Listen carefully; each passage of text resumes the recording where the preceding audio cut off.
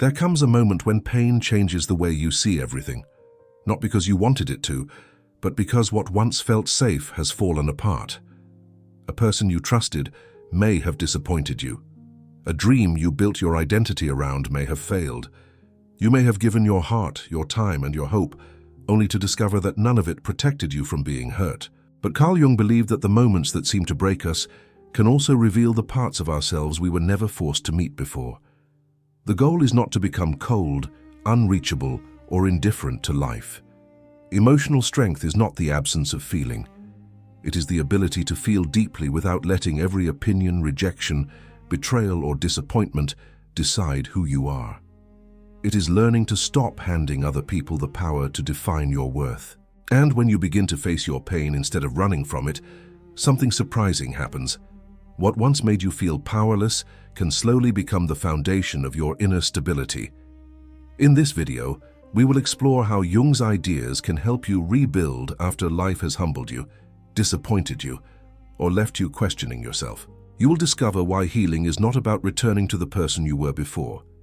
It is about becoming someone with clearer boundaries, deeper self-knowledge, and a peace that no longer depends on being understood by everyone else.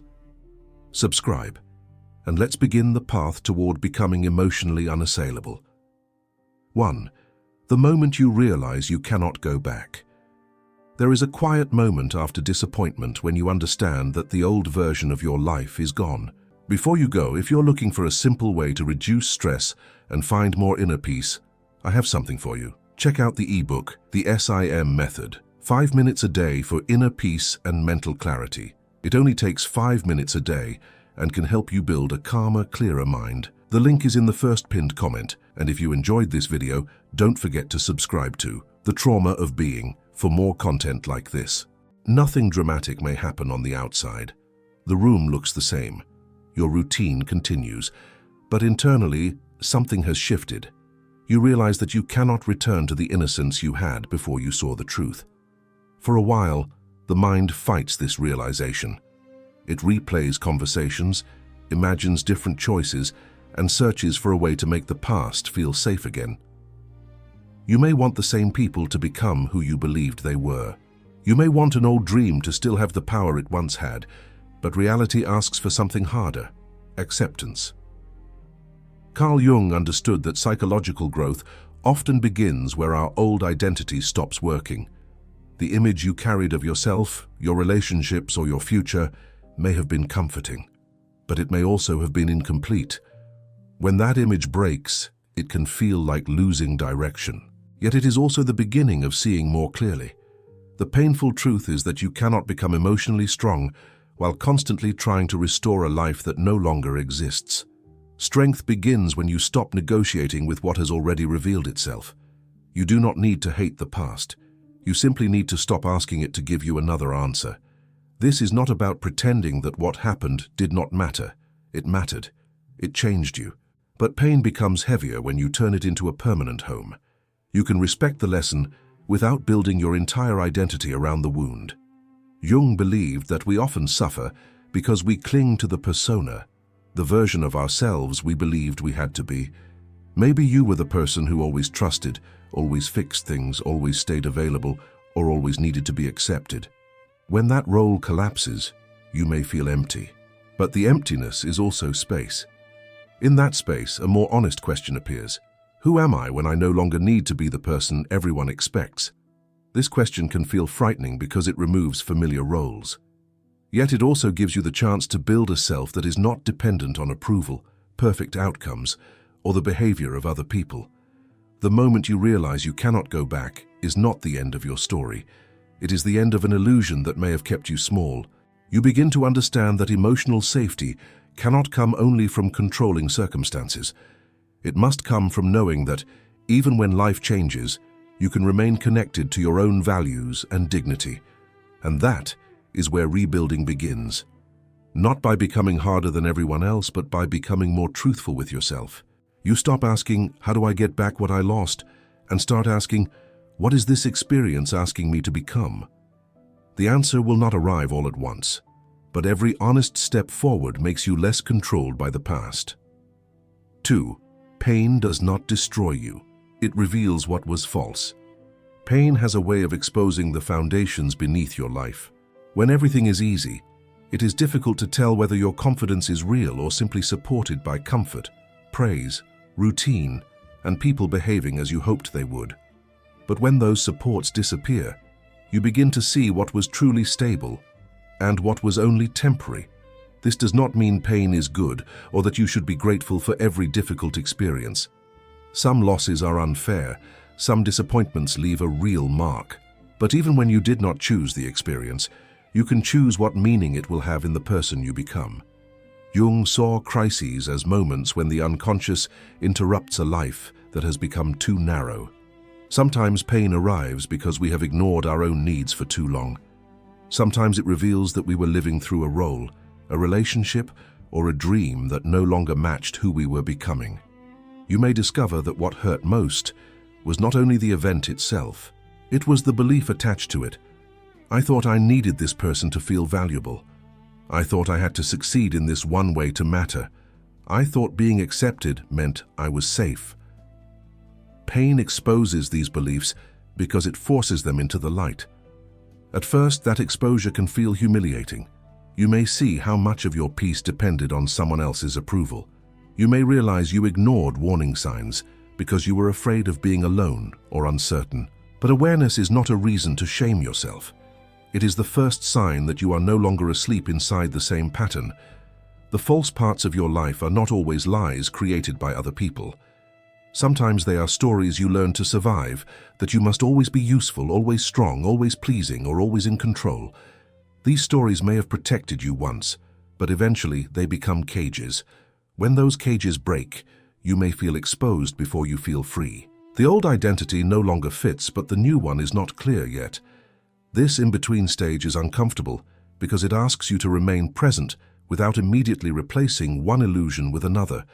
Instead of rushing to prove that you are fine, allow yourself to become honest. Ask what the pain revealed about your fears, your boundaries, and the expectations you placed on others. Not to blame yourself for what happened, but to understand what you no longer want to abandon inside yourself. Pain does not have to be the final authority over your life. It can become evidence that you are ready to build something more real.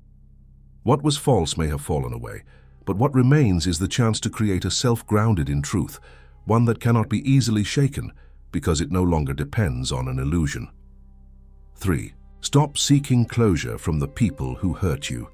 One of the hardest lessons after being hurt is realizing that the person who created the confusion may never be able to give you the clarity you want. You may wait for an apology that explains everything, a conversation that makes the pain feel justified, or an acknowledgement that finally proves your feelings mattered. But your healing cannot remain dependent on someone else becoming more aware, more honest, or more compassionate. The search for closure often keeps an emotional door open. You replay what happened because the mind believes there is one missing answer that will bring peace. You imagine the exact words they should say. You picture the moment they understand what they lost. Yet every return to that imagined moment can give the past more influence over your present. Carl Jung's work reminds us that much of the struggle is internal. The event happened outside of you, but the meaning you give it continues to live within you. That does not make the other person's actions acceptable. It simply means that your freedom begins when you stop asking them to hold the key to your emotional recovery. Sometimes people cannot offer closure because they do not understand themselves. They may avoid responsibility, deny what happened, or protect their own image instead of facing the truth. Waiting for emotional maturity from someone who has repeatedly shown you avoidance can become another form of self-abandonment. Closure is not always a final conversation. Often it is a final decision. It is the decision to believe what you have already seen. It is deciding that you no longer need more proof before you respect your own boundary. It is recognizing that the absence of accountability is, by itself, meaningful information. This does not require bitterness. You do not have to make someone into a villain in order to stop giving them access to your peace. You can understand that people are flawed, limited, and sometimes unable to meet you with honesty, while also accepting that their limitations are not yours to repair. When you stop chasing explanations, you reclaim energy that has been trapped in the past. That energy can return to your own life, Your values, your friendships, your goals, your health, your creativity, and the quiet routines that make you feel grounded again. Healing becomes less about what they failed to give you and more about what you are willing to give yourself now. There may still be days when you wish things had ended differently. That is human. But emotional strength grows when you allow the wish to exist without letting it control your next action. You can miss an answer and still move forward. You can feel disappointed and still refuse to reopen the same wound. The deepest closure is not hearing the perfect apology. It is reaching a point where you no longer need it to know your worth. You understand that what happened may be part of your story, but it is not the author of your identity. And when you stop waiting for someone else to free you, you begin to become emotionally unassailable. 4. The shadow, turning anger into inner strength. Anger is often treated as an emotion to hide. People are taught to remain agreeable, to forgive quickly, and to avoid any feeling that makes them seem difficult.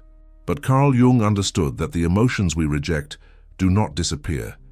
They move into the shadow, the hidden part of the personality where denied feelings continue to influence our choices. When you have been hurt, anger can be a natural signal that something important inside you was crossed. It may tell you that a boundary was ignored, that your trust was misused, or that you accepted less respect than you deserved. The problem is not the existence of anger.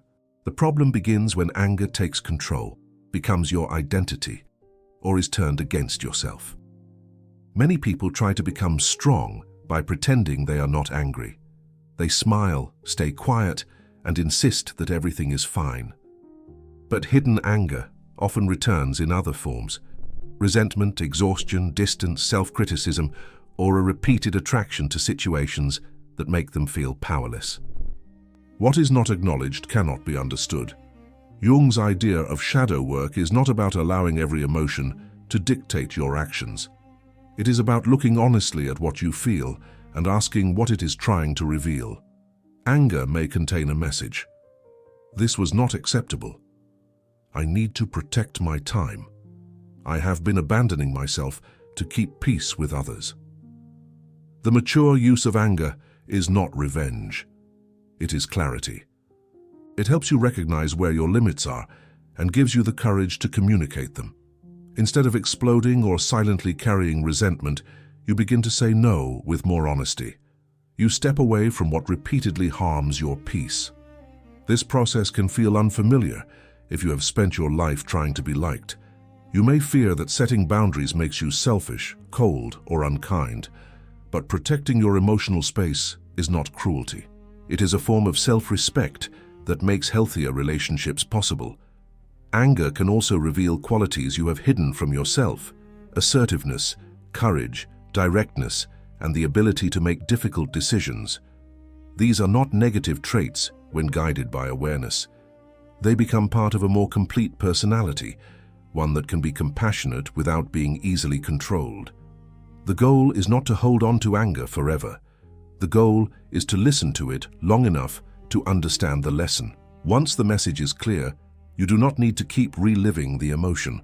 Before you go, if you're looking for a simple way to reduce stress and find more inner peace, I have something for you. Check out the ebook, The SIM Method, 5 minutes a day for inner peace and mental clarity. It only takes 5 minutes a day and can help you build a calmer, clearer mind. The link is in the first pinned comment, and if you enjoyed this video, don't forget to subscribe to The Trauma of Being for more content like this. You can turn its energy into action, stronger standards, better boundaries, and choices that reflect your value. When you integrate your shadow, you become less afraid of your own intensity.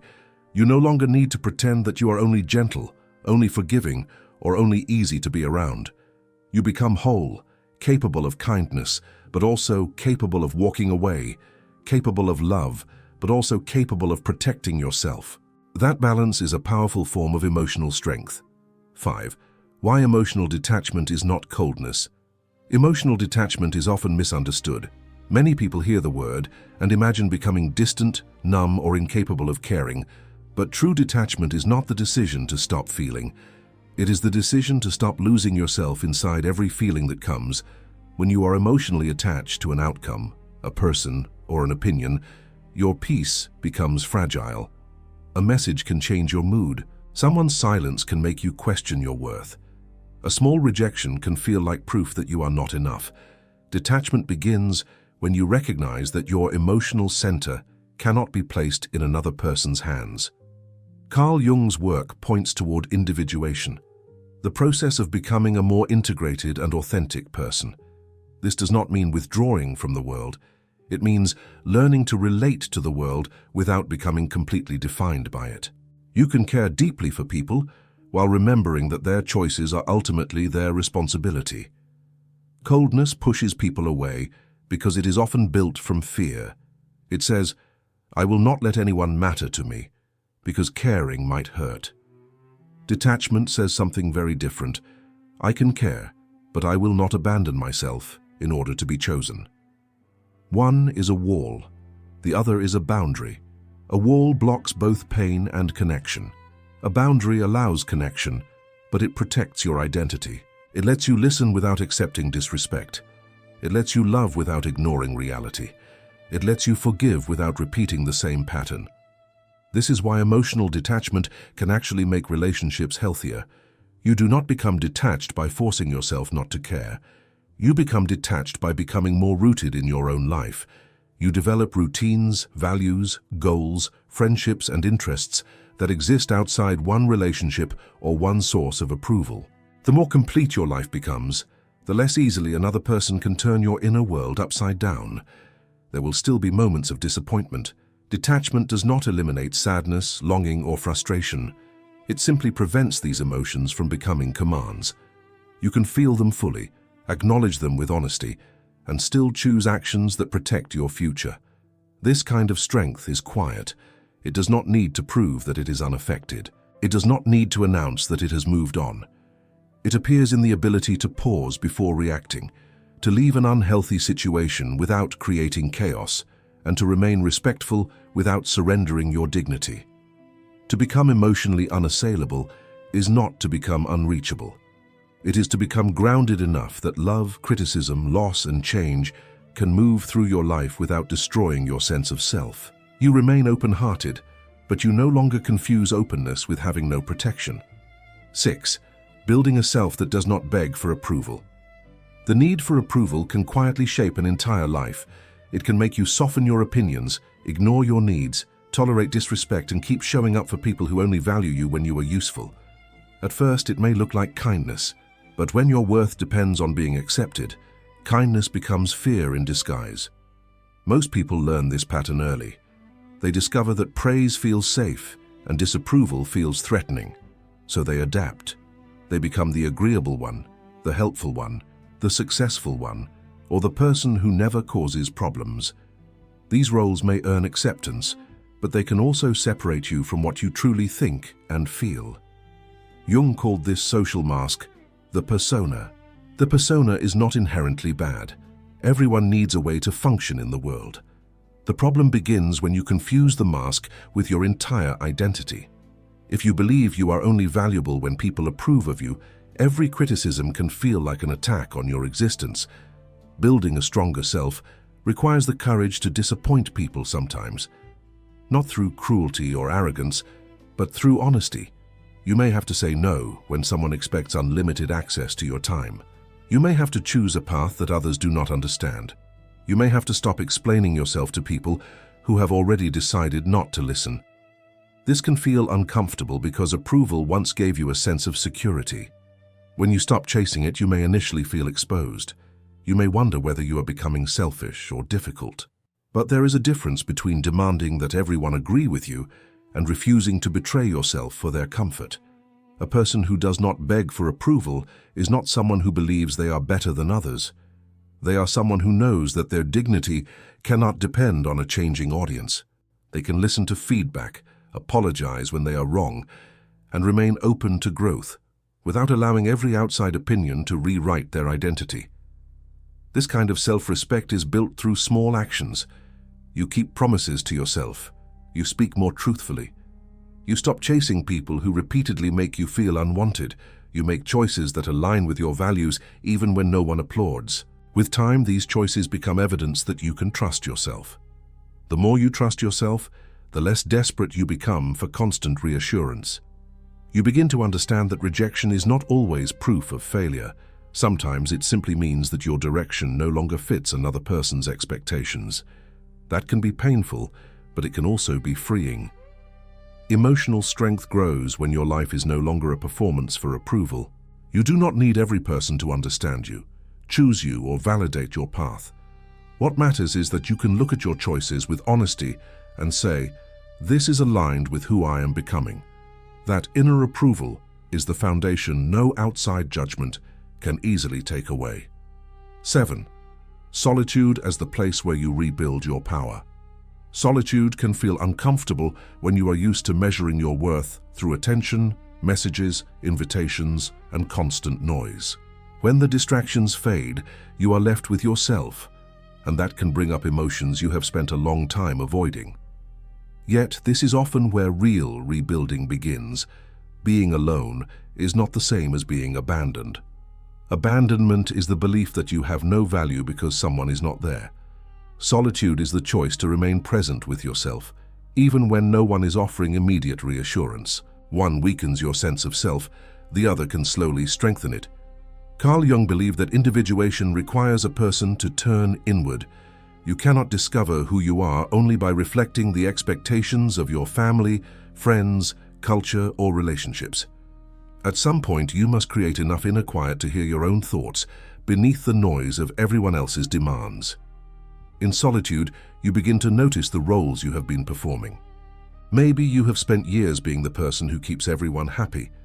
Maybe you have shaped your words, goals, or personality around what would make you accepted. Without an audience, you can finally ask which parts of your life actually belong to you. This does not mean cutting yourself off from people or believing that you need no one. Healthy connection matters, but meaningful relationships become stronger when they are chosen from self-respect rather than fear of being alone. Solitude teaches you that connection is valuable, not because it saves you from yourself, but because it can add depth to an already grounded life. The first stages of being alone may feel restless.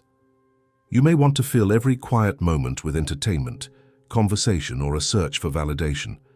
But if you give yourself space, the restlessness can become reflection. You start to understand what truly drains you, what restores you, and what kind of life feels honest. This is where small personal rituals become powerful. A walk without noise, writing down your thoughts, reading, creating something, learning a skill, or simply sitting with your feelings can become acts of self-return. These moments are not dramatic, but they remind you that your life has value even when no one is watching. Solitude also gives you the distance needed to see situations clearly. When you are caught inside another person's expectations, it is easy to lose perspective. But when you step back, you can recognize patterns, the conversations that leave you drained, the habits that keep you anxious, and the relationships where you're always trying to earn basic respect. Over time, solitude becomes less like a punishment and more like a source of inner authority. You learn that silence does not have to mean emptiness. It can be the place where you rebuild trust in your own mind, protect your energy, and become less dependent on the world's constant approval. That quiet strength becomes one of the deepest forms of emotional resilience. 8. Becoming unassailable. Calm, boundaries, and self-respect. Becoming emotionally unassailable does not mean that life will never hurt again. It means that pain will no longer have unlimited access to your identity. You can face disappointment without losing your direction. You can hear criticism without immediately believing you are worthless. You can experience change without forgetting who you are. Before you go, if you're looking for a simple way to reduce stress and find more inner peace, I have something for you. Check out the ebook, The SIM Method, 5 minutes a day for inner peace and mental clarity. It only takes 5 minutes a day and can help you build a calmer, clearer mind. The link is in the first pinned comment, and if you enjoyed this video, don't forget to subscribe to The Trauma of Being for more content like this. This strength begins with calm. Calm is not passive. It is the ability to create a pause between what happens to you and how you respond. Instead of reacting from panic, anger, or the need to prove yourself, you learn to ask, What response protects my peace and reflects my values? That pause changes everything. It prevents other people from deciding your mood, your self-image, and your next move. You become less interested in winning every argument or making everyone understand your perspective. Your goal becomes clarity, not control. Boundaries are the practical expression of this clarity. They are not punishments designed to make others feel guilty. They are decisions about what you will accept and what you will step away from. A boundary can be a simple no, less access to your time and honest conversation, or the choice not to participate in the same harmful dynamic again. At first, people who benefited from your lack of boundaries may not like the change. They may call you distant, selfish, or different. But becoming different is sometimes necessary. You cannot build a healthier life while protecting the expectations that kept you emotionally exhausted. Self-respect means treating your own inner world as something worth protecting. It means not chasing people who repeatedly show you that they cannot meet you with consistency. It means not reducing your standards just to avoid temporary loneliness. And it means speaking to yourself with more fairness when you make mistakes. Jung's path of individuation is ultimately a path toward wholeness. You stop trying to be only the version of yourself that others find comfortable. You integrate your sensitivity with your strength, your compassion with your boundaries, and your past with the person you are still becoming. This wholeness makes you harder to manipulate, not because you become suspicious of everyone, but because you become more honest with yourself. You recognize when something feels wrong. You stop ignoring your instincts just to preserve an image, a connection, or a familiar pattern. The person you become after rebuilding is not someone untouched by life. They are someone who has learned to stand with themselves, calm in the face of chaos, clear in the face of confusion, respectful, but no longer available for disrespect. That is emotional strength, not a heart that cannot feel, but a self that cannot be easily abandoned. What broke you does not have to define you.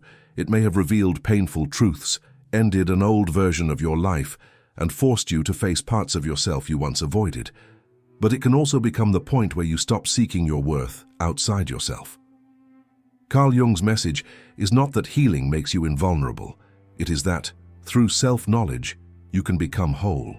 You can feel deeply without being ruled by every emotion. You can care for people without abandoning yourself. You can forgive without reopening the same door, and move forward without needing everyone to understand your journey. Emotional strength is built every time you choose calm over reaction, truth over illusion, and self-respect over approval. It is built when you accept that some chapters cannot be rewritten, but your next choices still belong to you. If this message spoke to you, subscribe for more videos on Carl Jung, inner strength, and the path toward becoming your most authentic self. And in the comments, write, "I choose myself."